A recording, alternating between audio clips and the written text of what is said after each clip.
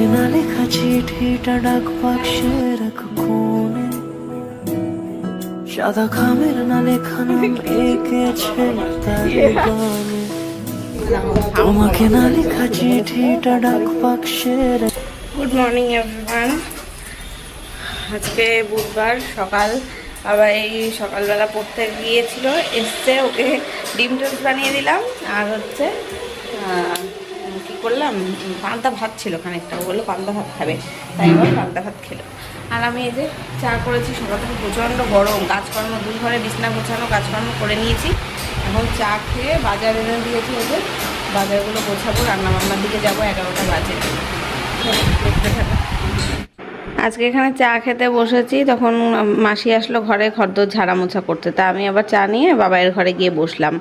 বাবাই টিভি দেখছিল, এবার টিভিতে ব্লগ চালিয়েছি একজনের, প্রায় ঘন্টাখানেক দেখে, ঘন্টাখানেক মতো 45 মিনিটের ব্লগ, ওটা পুরো দেখলাম। হ্যাঁ, ঘরে বসে বসে এখানে অনেকটা টাইম চলে গেছে। তারপরে আমি এডিট করতে বসেছি, এডিটে আরও 1 ঘন্টা গেছে, মানে সকাল থেকে ল্যাদ খেয়ে খেয়ে সারাদিন কাটিয়ে এবার যখন 12টা বেজে গেছে, তখন আমার মনে পড়েছে এবার তো রান্না করতে হবে। তারপরে মাথার পরে সেরম টানা রোদ আর গরম, আর অস্থির লাগছে শরীরের মধ্যে, ভালো লাগছে না গরমে। তখন লাস্টে কি করেছি, রান্নাবান্না বন্ধ দিয়ে দিয়েছি। আজকে কি করলাম সারাদিন, কি খেলাম, সেগুলো নিয়ে ব্লগটা সাজিয়েছি, পুরোটা দেখো, মজাদার একটা ব্লগ আসতে চলেছে আজকে। তো এই যে এই ঘরে এসে এখন জামাকাপড় গোছাচ্ছি। আমি এতক্ষণ বসেই ছিলাম খাটে, তখন আর কি দেখি জামাকাপড় গোছাবো কি, এগুলো হচ্ছে ওই জানলায় মেলা ছিল, ওখান থেকে নিয়ে এসে এই জানলায় গুঁটো করে রেখেছি। বাইরে রোদে মেলার মতন নেই, কিছু শুকিয়েই গেছে, তবে মনে হচ্ছে জানলার এখানে দিয়ে রাখলে একটু রোদ লাগলে ভালো হয়, বেলা করে কাঁচা হয়। তো আমি স্নান করি, দেখা গেল 2-2:30টার সময়, তখন তো আর টানা রোদটা লাগে না। তাই আর এই জানলা দিয়ে এখন যা সকালবেলা রোদ আসবে, পর্দা দিয়েও রাখা যায় না, তাই ভাবলাম জানলার কাছে মেলে দিয়ে এগুলো গরমও হতে থাকবে রোদে, আবার খুব রোদের তাপটাও ঘরে আসবে না, তাই করে এখানে মেলেছি। আর বাবা এই যে ঘরেই আছে, দেখতে পাচ্ছ। আমি ঘরের জামা কাপড়গুলো আর বাদ বাকি যেগুলো আছে সেগুলো গুছিয়ে ওয়ার্ড্রপে রেখে দিয়ে তারপর এখনও আমি ডিসাইড করিনি যে রান্না বসাবো কি বসাবো না। ওইদিকে তোমাদের দাদাভাই চিকেন নিয়ে এসছে, শাক নিয়ে এসছে, শাক বলতে ওল না, সরি কী বলে, ঘ্যাটকলের ডাটা ফাটা ওইসব রান্না করার জন্য।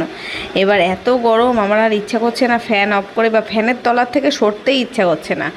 সে স্নান করা, বাথরুমের মধ্যে জল নিয়ে বসে থাকা সেটা আলাদা ব্যাপার, কিন্তু ফ্যান বন্ধ করে রান্না করা, এটা আমার দ্বারা মনে হয় আজকে আর হবে না। তো ফ্রেন্ডস, এখন দেখো 12:30টা বাজে, আমি না এতক্ষণ এডিট করছিলাম। তো এখানে না এই যে ডাটা নিয়ে এসছে, এটা কি বলতো, ঘ্যাটকলের ডাটা, এটা এনেছে। আর এখানে বোধহয় চিকেন আছে, চিকেনটা নিয়ে এসছে। তা আজকে না আমি আর রান্না করবো না, শরীরটা খুব খারাপ লাগছে হঠাৎ করে, সেই ডাক্তার দেখিয়ে এসেছি, এখনো পর্যন্ত ওষুধ আনা হয়নি, কারণ ওই দিনকে দোকান বন্ধ ছিল। তারপরে আর ওইদিকে যাওয়াও হয়নি, কালকে আনার কথা ছিল, কালকে তোমার দাদাভাই আর যায়নি। আর এমনই আমার ওষুধটা ওই দোকানটা ছাড়া আর পাওয়া যায় না কোথাও, মানে যেখানে ডাক্তার দেখায় ওই পাশের যেই দোকানটা নিরাময়, ওইখানেই পাওয়া যায়, তাছাড়া পাওয়া যায় না। এই বাবা, এর মধ্যে দেখো বরফ রেখেছে, এখানে করে রাখবো। তো আমি না রান্না করব না আজকে, চিকেনটা ওই জন্য ফ্রিজে রাখছি, ফ্রিজে তুলে রাখছি, কালকে করব। এটাকেও রান্না করব না, এখন রেখে দিচ্ছি ফ্রিজে, কালকে করব। আজকে দেখি বাইরে থেকে কিছু খাবার আনিয়ে দুপুরবেলা খাবো। ও বাবাই বললো আম খাবে, আম কাটতে হবে। এখানেও কয়েকটা আম রয়েছে, কালকে মা নিয়ে এসেছে, আবার গাছের আম অনেকগুলো নিয়ে এসছে। আমি আবার পুজো দিতে পারবো না, আমটা বাইরে ফ্রিজে ঢোকায়নি, যে আজকে ভাবলাম কি কেটে পুজো দেবো খুনি, তা পুজো দিতে পারবো না, তা আর কি বাইরে রেখে আর কি করবো, ফ্রিজেই ঢুকিয়ে দিই।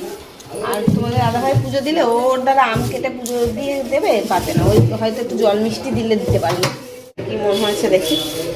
তো আর এই যে এই কটা বাসন বেরিয়েছে, সকালে পান্তা ছিল না, সেসব খাওয়া দাওয়া হলো। এই যে এই কটা বাসন বেরিয়েছে, এগুলো মেজে নেবো, মেজে স্নান করবো, গরমে আমার ভালো লাগছে না, ওই জন্য রান্নাবান্নাটা বন্ধই রাখছি। শরীরটা ভালো লাগছে না, মাথাটা ঘোরাচ্ছে কেমন একটা, আর অতিরিক্ত গরমে হয়তো এরকম হয়, শরীর খারাপ লাগে।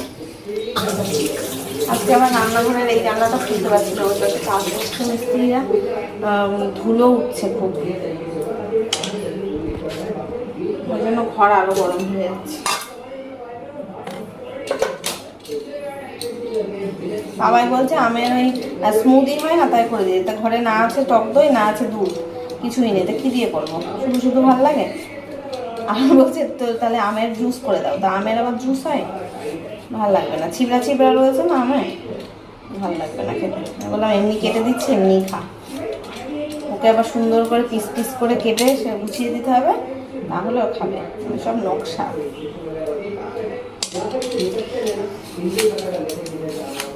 আমাদের বাড়ির কাছে গাছ পাকা আম না, দেখতে কি সুন্দর, দেখো হলুদ পুরো, গন্ধটাও যা বেরোচ্ছে না তার।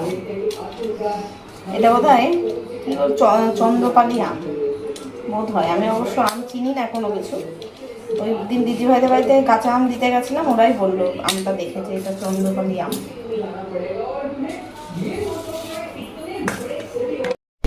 এই যে বাবাইকে সব সাইডগুলো দিলাম, আমি আঠিগুলো নিলাম। বাবাই তো আঠি খাবে না, চলো নিয়ে যাই। কি সুন্দর কালার দেখেছো, গাছ পাকা আমের ফ্লেভারই অন্যরকম হয়। সাউন্ড কমা, সাউন্ড কমা।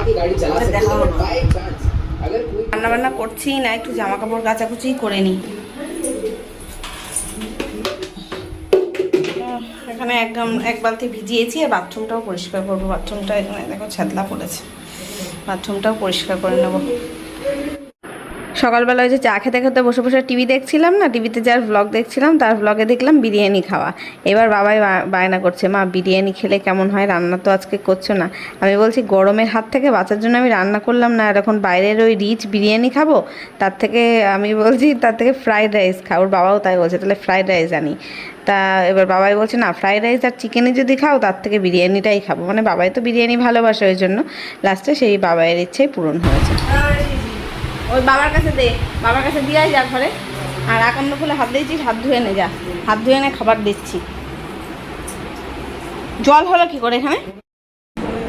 কিছুই পারে না, মানে কিছুই পারে না, পুজো দিতেও পারে না, মানে কিছুই। একটা ছেলে ফুল তুলতে গেলে বুড়ো হয়ে গেল, ছেলের বাবা হচ্ছে পুজো দিতে গিয়ে দাদু হয়ে গেল।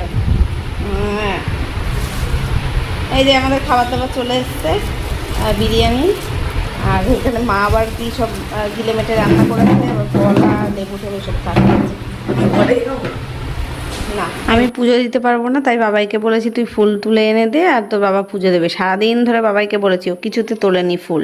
এবার যখন ওর বাবা দুপুরবেলা বাড়িতে এসছে, স্নান করে নিয়েছে, ঠাকুরের বাসন মাজছে, তখন ওকে বলছে যা ফুল তুলে নিয়ে আয়। আমি বললাম তো শুনলো না, লাস্টে ওর বাবা বলেছে, তখন গিয়ে তুলে এনেছে।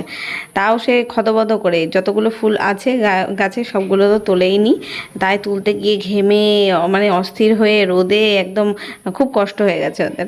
সেই দেখলে না কেমন করছে। তারপরে আর ওর বাবা তো পুজো দিতে গিয়ে জল নিয়ে যাচ্ছিলো, জল ফুলের সাজি আর যে গামলার মধ্যে ঠাকুরের বাসন থাকে সেই তিনটে একসাথে নিয়ে যেতে গিয়ে জলের ঘটেই দিয়েছে, উল্টে জল ফেলে দিয়েছে। সেটা আবার দেখছি পাপোশ দিয়ে মুছছে। আমি তাই ঘরে গিয়ে বলছি, তোমরা বাবা আর ছেলেদের কোনো কাজের না, একটা কাজ সুষ্ঠুভাবে করতে পারো না। সে যাই হোক কোনো মতে খদবদ করে পুজোটা দিয়েছে। এখন এই যে খেতে আসলাম, চিকেন বিরিয়ানি নিয়ে আসা হয়েছিল। আর মা ওইদিকে আবার শুনেছি আমি রান্না করিনি, মা গিলে মেটের তরকারি ডিম দিয়ে রান্না করেছিল, সেইগুলো সব দিয়েছে। তা এখন তো আর খাবো না, ওটা ধরে ফ্রিজে তুলে রেখে দেবো, রাত্রেবেলা গরম গরম ভাত করব, তখন খাওয়া যাবে। শসা স্যালাড দেবো, ওগুলো কোল্ড ড্রিঙ্কস আনতে বলবো, সেটা আনতে বলতে ভুলে গেছি তো বাবাকে। গুড ইভিনিং গাইজ, সন্ধে হয়ে গেছে অনেকক্ষণ আগেই। সন্ধে দিয়েছি, সন্ধে আমি দিইনি, তোমার দাদাভাই সন্ধে দিয়ে বেরিয়েছে। বাইরে খুব গরম, ঘরে ছিলাম এতক্ষণ ভালো ছিলাম, বাইরে বেরিয়েই গরম লাগছে। সময় তো তাও সবসময় তো ঘরের মধ্যে বসে থাকা যায় না। দেখো গাছের পাতা কোনো কিছু একটু নড়ছে না, গুমোট হয়ে রয়েছে, আকাশটা মেঘলা করে রয়েছে, অন্ধকার, চাঁদ দেখা যাচ্ছে না আজকে। বাবাই আছে ওই ঘরে, পড়তে বসবে, এখন খেতে দেবো, খেয়ে তাই পড়তে বসবে। এই যে প্রদীপটা তেল ছিল না বলে, তাই মানে আমি ধরাইনি বলে ওরা আবার ধরাতে পারবে না, শুধু ধূপকাঠেই ধরিয়েছে। আমি যবে পুজো দেবো তখন ধরবো। আর এই যে জামা কাপড় সব কেচেছিলাম, সব মানে শুকিয়েই গেছে, তাও এখানে একটু মেলে রাখলাম। একটু গলার কাজ টাজগুলো একটু ভেজে ভেজে রয়েছে, এখানে থাকলে শুকিয়ে যাবে। প্রচুর মানে এক বালতি জামা কাপড় কেচেছি, সবই মোটা মোটা গেঞ্জি প্যান্ট, তাও রোদের এত তাপ, তাতেই শুকিয়ে যাচ্ছে। এখানে এই যে এপাশে বাবাই খাবে, দুধ জাল দিতে বসিয়েছি, আর এদিকে আমার জন্য চা বসিয়েছি। হয়ে গেছে এই যে। তো চলো চা হয়ে গেলে চা খাবো। এ মা পাগল নাকি তুই? এটা কি করেছিস? তা ভাঙবে তো অত। এটাকে ভেঙে ফেলেছে, এটা দেখতে গেলাম আর এই যে সর্বনাশ হলো, উতলে গেল দুধটা। এতক্ষণ তাকিয়েছিলাম, দুধ ফুটছিল না, যেই একটু ওইদিকে অন্যদিকে তাকিয়েছি দুধ একদম উতলতে একদম কি হলো, নোংরা হয়ে গেল। গ্যাস ট্যাস মোছা পরিষ্কার পরিচ্ছন্ন করে রেখেছিলাম, আবার এই অবস্থা। বাবাই দেখেছো তো দিনে দিনে মাথায় লম্বা হয়ে যাচ্ছে আর গায়ে রোগা হয়ে যাচ্ছে। ও কি করবে, আবার ইউটিউব দেখে দেখে এক্সারসাইজ করবে, আবার ডায়েট কন্ট্রোল করবে, এই খাবো না সেই খাবো না। এখন চা খাওয়া ছেড়ে দিয়েছে, চা আনহেলদি হয় বলে, তাই খাবে না। এদিকে তো চকলেট, ক্যাডবেরি, বিস্কুট এগুলো তো খেতেই আছে, সেটাতে আনহেলদি হয় না। চা খেলে চা খাবে না, সেটা একদিকে ভালো করেছে, চা খাচ্ছে না, কিন্তু ওই যে আর আজে বাজে জিনিসগুলো তো খাচ্ছে। যদি বলি হরলিক্স খা, হরলিক্স কিনে দিচ্ছি দুধের সাথে করলে, তা খাবে না, বলে নাকি হরলিক্সে সুগার আছে, চিনি আছে। সে ঠিক আছে, কিন্তু তোরা তখন ছোট, তোদের কোনো কিছু হবে, এখন সব কিছুই পুষ্টির খাওয়ার দরকার। একটা ফল খাবে না, কোনো কিছু ফল খাবে না, তারপরে কোনো শাকসবজি খাবে না, মাছ খাবে না। এদিকে শুধু ডিম আর মাংস খেয়ে দুধ খেয়ে নাকি ও চেহারা বানাবে। চেহারা বানাবে না, মোটা হতে চায় না ও আবার। এদিকে ওই যে হাতের ব্যায়ামটা করছিল, করতে গিয়ে দেখলো ওটা ভেঙে ফেলেছে, স্প্রিংটাই কেটে গেছে। হাতটা শক্ত করবে, মজবুত করছে। ওর এই বয়স থেকে ওর এক্সারসাইজ করার ইচ্ছা। তা যাই হোক, এখন এই যে দুধটা জাল দিয়ে রাখলাম, একটু ঠান্ডা হোক। ও আবার বললো ছাতু একটুখানি গুলিয়ে দাও, 1 চামচ মতো ছাতু গুলে খাবে। দুধটা এখানে ঠান্ডা করতে দেয়া থাক, ঠান্ডা হোক। আর এই বাদ বাকিটা ফ্রিজে তুলবো ঠান্ডা হয়ে গেলে। আর এদিকে আমার চা করা হয়ে গেছে, চা খেয়ে নি। বেশি গরমে না লাইট অন করে রাখা যায় না, গরম লাগে বেশি। ঘামছি দেখেছো? ফ্যানটা ফুল স্পিডে দিলাম, একটু শান্তি করে বসে চাটা খাই। দুপুরে তো আর রান্নাবান্না সেরকম করিনি, দেখলে ওই কিনে খাওয়া হয়েছিল। এখন রাত্রেবেলা গরম ভাত বসাতে আসলাম। তোমাদের দাদাভাই বলছিল যে একটু আলু সেদ্ধ দিতে, আলু সেদ্ধ মাখা খাবে। তারপরে আমি দেখলাম যে তরি তরকারি যা রয়েছে, আলু সেদ্ধটা যদি দেওয়া হয় এখন, তাহলে ওই দিয়েই খাবে। তো একটুখানি ভাত, গরমে তো এমনি কেউই বেশি খেতে পারছে না। এখন এই 1 কোটো চালের ভাত বানাচ্ছি, তাই দেখবে সকাল পর্যন্ত থেকে যাবে। রাত্রেবেলা আমরা একদম অল্পই খাই। আর বাবাইয়ের জন্য ডিম সেদ্ধ বা আলু সেদ্ধ কিছুই দেওয়ার দরকার হবে না, কারণ মাংস রয়েছে। আবার মা দুপুরবেলা গিলে মেটে কলা দিয়ে একটা মানে তরকারি করেছিল, সেটা পাঠিয়েছে।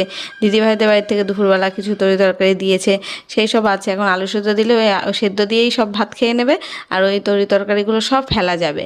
ওই জন্য না আমি দিইনি, আর ইচ্ছা করেই দিইনি। পরে রাতে জিজ্ঞেস করছে ফোন করে, আলু সেদ্ধ দিয়েছিলে? তাই বললাম না, তরকারি তো আছে। ও আসলে জানতো না যে কি আছে কি না, শুধু ওই মা এনেছিল, মার বাড়ির থেকে গিলেমেটের তরকারিটা এনেছিল, সেটাই দেখেছিল, আর কিছু জানতো না। তা গিলেমেটে ছিল, তারপর এই যে মোচা চিংড়ি, এটা মা রান্না করেছিল। আর গিলেমেটের মধ্যে আমি এখন খুলে দেখছি 2টো ডিমও রয়েছে রান্না করা। গিলেমেটে আর গলা রয়েছে চিকেনের, আর 2টো ডিম রয়েছে। এইসব দেখেই আমি আর আলু টালু সেদ্ধ দিলাম না। আর এই যে চিকেনের ঝোলটা, এটা দিদিভাইদের বাড়ি থেকে দিয়েছিল, চুনো মাছের, এটা একটা ঝাল টাইপের। তো এইগুলো এই যে এত রকম রয়েছে।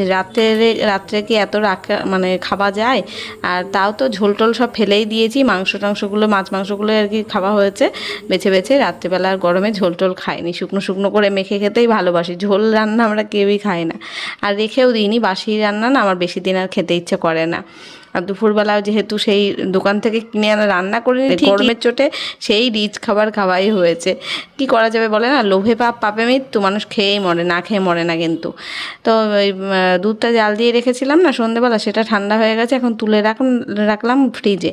রাত এখন কটা বাজে? 9:30 হবে।